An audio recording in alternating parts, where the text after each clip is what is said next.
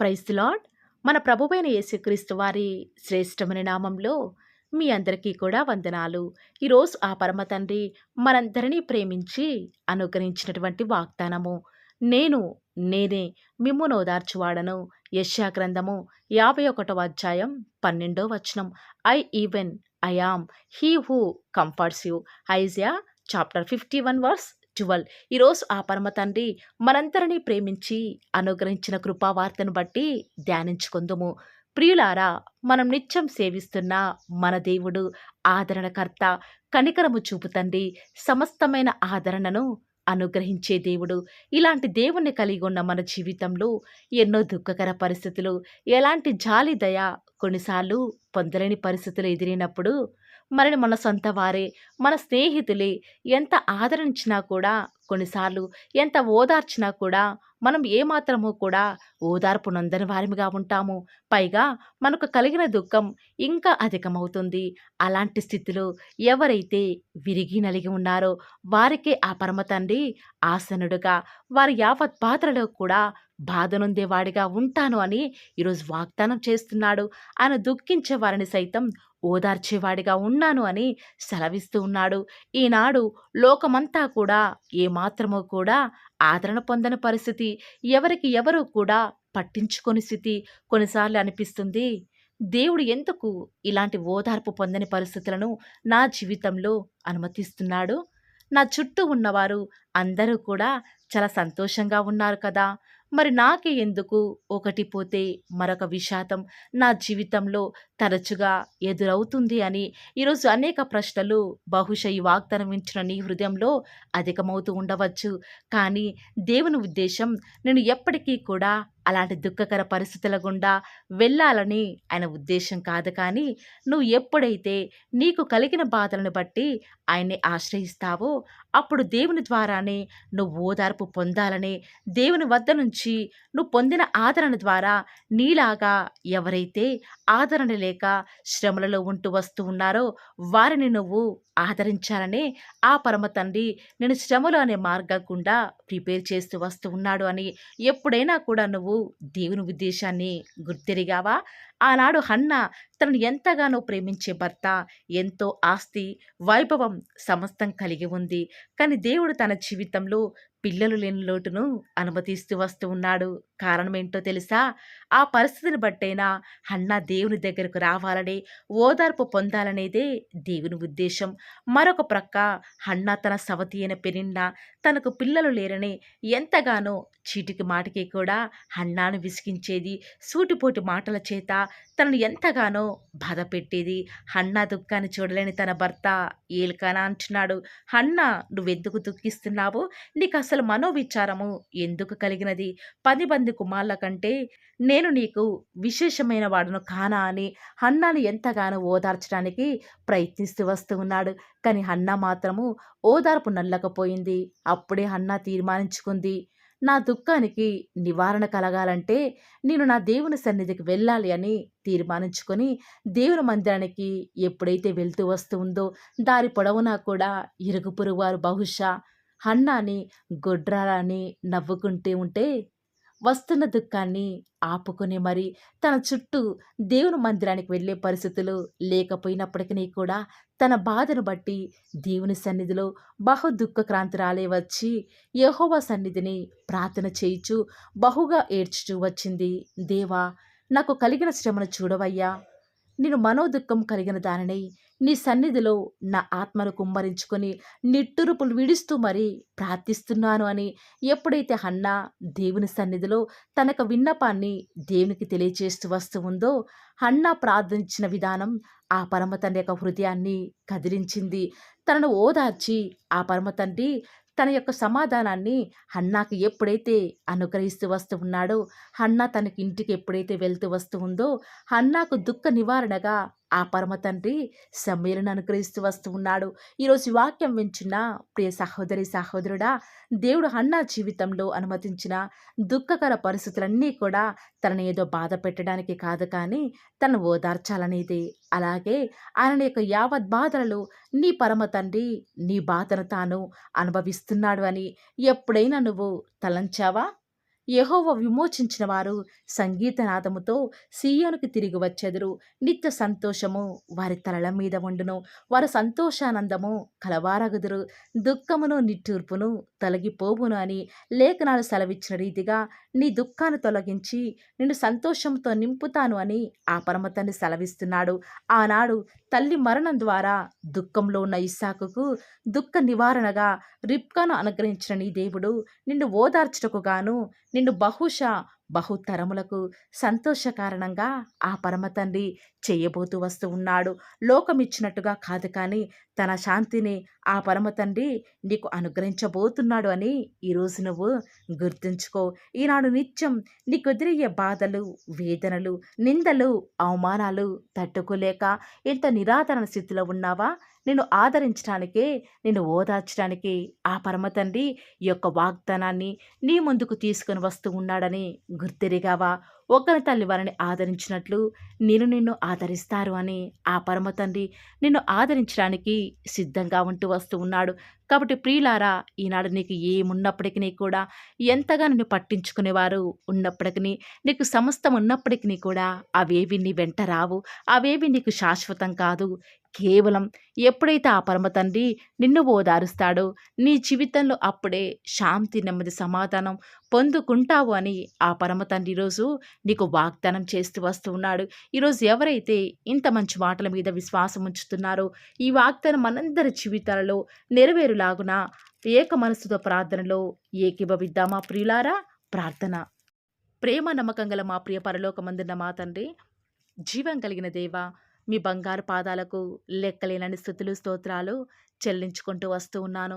ఎంతైనా కూడా మీరు నమ్మదగిన దేవుడవగా, అద్భుతాలు, ఆశ్చర్యకార్యాలు మిమ్మల్ని నమ్ముకున్న బిడ్డల పక్షముగా నేటి వరకు కూడా జరిగించిన ఆత్మదేవ, మీకే స్తుతులు, స్తోత్రాలు చెల్లించుకుంటూ వస్తూ ఉన్నాను. నిజముగా తండ్రి, మీరు మా పక్షముగా ఉండి నేటి వరకు కూడా మా యొక్క ప్రతి పనిని కూడా, మా ప్రతి కార్యక్రమాన్ని కూడా నేటి వరకు మరి విజయవంతంగా జరిగించిన విధానం బట్టి వందనాలు చెల్లించుకుంటూ వస్తూ ఉన్నాను. నేడు దినమంతట్లో కూడా మా ప్రతి పనిలో, ప్రయత్నంలో మీరే మాకు తోడుగా ఉండి ఈ యొక్క ఉదయకాల సమయంలో మీ పాద సన్నిధిలో చేరి ప్రార్థించుండగా తండ్రి, మీరే మాకు సహాయకారిగా ఉంటూ రండి. మా యొక్క దుఃఖాలలో, మా యొక్క నిందలలో, మా యొక్క అవమానాలలో మాకు తోడుగా ఉన్న మా తండ్రి, వందనాలు చెల్లించుకుంటూ వస్తూ ఉన్నాను. వేకువజామున మీరు మమ్మల్ని ప్రేమించి మాకు అనుగ్రహించిన వాగ్దానమును బట్టి వందనాలు చెల్లించుకుంటూ వస్తూ ఉన్నాను. నేనే మిమ్మల్ని ఓదార్చువాడను అని సెలవిచ్చిన మా తండ్రి, వందనాలు చెల్లించుకుంటూ వస్తూ ఉన్నాను. నిజముగానే తండ్రి, మా జీవితంలో మాకెదిరే పరిస్థితులను బట్టి కొన్నిసార్లు ఓదార్పు పొందలేని వారిమిగా ఉన్నాము. ఎవరు ఎంత ఓదార్చినా కూడా హృదయంలో ఇంకా బాధ, వేదన రోజు రోజుకి కూడా అధికమవుతూ వస్తూ ఉన్నాయి. దేవా, మాకు దుఃఖ నివారణ కలగచేసేది కేవలం మీరు మాత్రమే తండ్రి. మీరు ఓదారిస్తేనే మేము ఓదార్పు పొందగలుగుతాము. దేవా, దయచేసి మమ్మల్ని జ్ఞాపకం చేసుకుంటూ రారా. ఈరోజు మీరు మమ్మల్ని ప్రేమించి అనుగ్రహించిన వాగ్దానాన్ని సంపూర్ణంగా మా జీవితాలలో నెరవేర్చండి తండ్రి. ఎవరు బిడ్డలైతే తండ్రి ఈ యొక్క వాగ్దానం విని ప్రార్థనలు ఏకీభవిస్తున్నారో వారి యొక్క హృదయంలో ఉన్నటువంటి దుఃఖాన్ని తొలగించి వారిని మీరే ఓదార్చి సంతోషంతో నింపుతారని కూడా ప్రార్థిస్తూ వస్తూ ఉన్నాను. ఈరోజు మేము చేయబోయే ప్రతి పనిని కూడా దీవించండి, ఆశీర్వదించండి. మాకు వ్యతిరేకముగా అడ్డుగా ఉండేటువంటి ప్రతి కార్యాన్ని తొలగించి మీ నామానికి మీరే మహిమ తెచ్చుకుంటూ వస్తారని కూడా ప్రార్థిస్తూ వస్తూ ఉన్నాను. ఈరోజు ఎన్నో ఆటంకాలు తండ్రి, ఎన్నో అవమానాలు దేవా, ఎన్నో నిందలు తండ్రి, మిమ్మల్ని వెంబడించకుండా, మీ వైపు చూడకుండా నన్ను మమ్మల్ని అందరినీ కూడా ఎంతగానో నరక యాతనకి గురి చేస్తూ వస్తూ ఉండగా దేవా, మమ్మల్ని జ్ఞాపకం చేసుకుంటూ రారా. ఈనాడు మీరు మమ్మల్ని కరుణించరా తండ్రి. దేవా, మీ వైపు మా కనులు చూస్తూ వస్తూ ఉన్నాయి తండ్రి.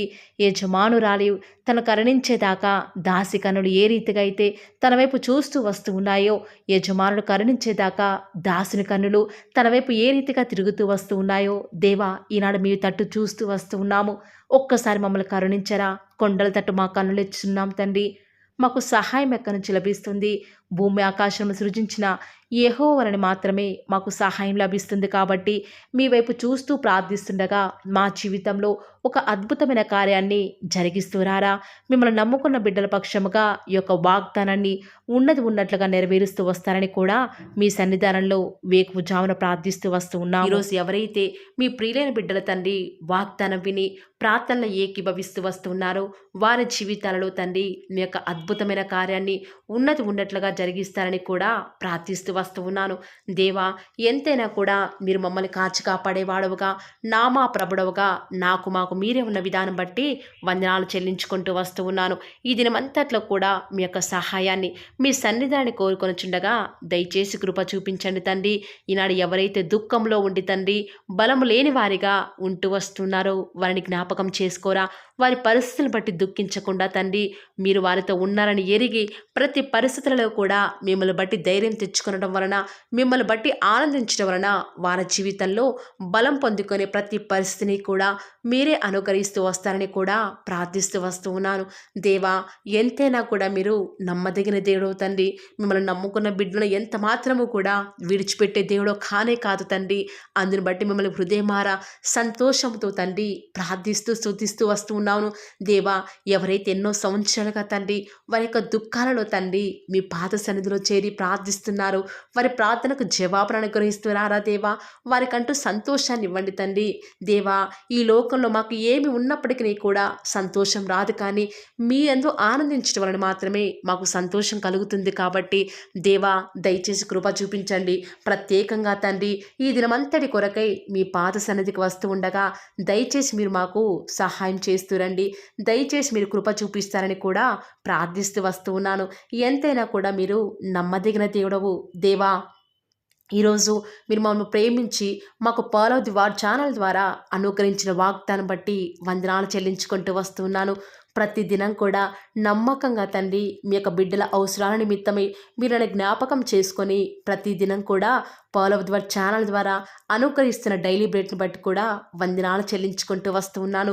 మీ యొక్క అనాదికాల సంకల్పం చొప్పున నేటి వరకు కూడా ఈ యొక్క పరిచర్యను ఎంతో ఘనమైన విధానంలో మీకు మహిమకరంగా నడిపించుకుంటున్న విధానం బట్టి మిమ్మల్ని ఆరాధిస్తూ వస్తూ ఉన్నాను.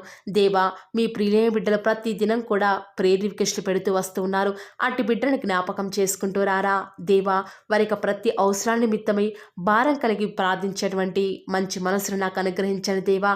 ఎవరైతే ఎలాంటి సమస్యల గుండా, వేదనల గుండా, చెప్పుకోలేని పరిస్థితుల గుండా ఈరోజు ఎవరైతే వెళ్తున్నారో ఒక్కసారి మీరు దయచేసి వారిని జ్ఞాపకం చేసుకుంటూ రారా. ప్రతి పరిస్థితులలో కూడా మీరే వారికి చాలని దేవుడుగా ఉంటూరండి. ఈరోజు ఎవరైతే ప్రయత్నించబోతున్నారో వారి ప్రతి పనిని కూడా మీరే సఫలం చేస్తురండి.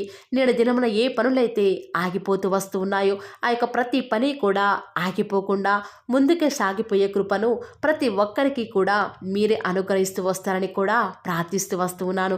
దేవా, ఈరోజు మీ బిడ్డనే వారు చేసే ప్రతి వ్యాపారాన్ని కూడా దీవించండి, ఆశీర్వదించండి. ఎక్కడా కూడా నష్టం రాకుండా దయచేసి మీరు వారిని జ్ఞాపకం చేసుకుంటూ రండి. అంతేకాదు దేవా, మీరే మా ప్రతి అవసరాలలో కూడా మీరే మాకు దేవుడుగా ఉంటారని కూడా ప్రార్థిస్తూ వస్తున్నాను. ఈరోజు ఎవరైతే తండ్రి దూర ప్రాంతాలకు ప్రయాణమే వెళుచున్నారో వారిని జ్ఞాపకం చేసుకుంటూ రండి.